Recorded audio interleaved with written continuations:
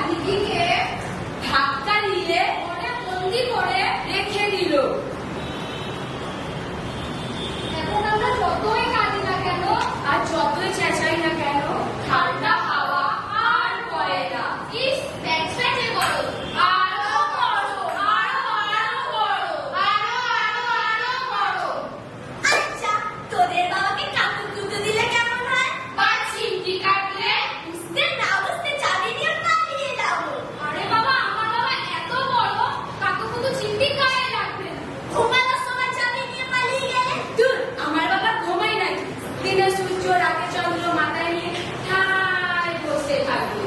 চাঁদ উঠেছে, ফুল ফুটেছে, কদম তলায় কে?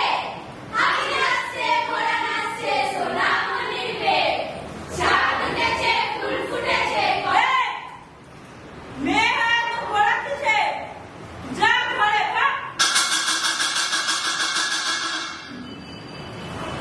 বেচারি আপে খেয়ে কাঠি হয়ে গেল। এদিকে বাবা আরো কত রাজি খায়। ইস পেটু, দাঁড়া, তার মানে তোদের বাবা খেতে ভালোবাসে, তাই তো? হ্যাঁ, বাবার খুব নোলা, আরো খাবার দেখলে মাথা ঘুরেছে। তা কি খেতে ভালোবাসে? সবচেয়ে বেশি কি খায় আকাশ রাজা? গিলাস বাটি কিসে? আকাশ রাজা চিবে। জল আসে কিসে? ছালের পক্ষ খুব, নোনতাও নেই মানা, কিন্তু বাবার সবচেয়ে প্রিয় টক মিষ্টি খানা। আহার টক মিষ্টি খানা। টক মিষ্টি মানে আমসত্ব আচার, আমসত্ব আচার সবই বাড়ে বা, কিন্তু বাবার সবচেয়ে প্রিয় আমের মোড়াব্বা, কাঁচা আমের মোড়াব্বা। আমের মোড়াব্বা? চল বানার। এত আমের মোড়াব্বা বানাবো, তোদের বাবাকে ঘুমিয়েই পড়বে। হ্যাঁ, আমার বাবা ঘুমাই না। একবার যদি ছোলা খেলে বাবারটা পেট কি ভরে যাবে? গঙ্গা নদীতে যত জল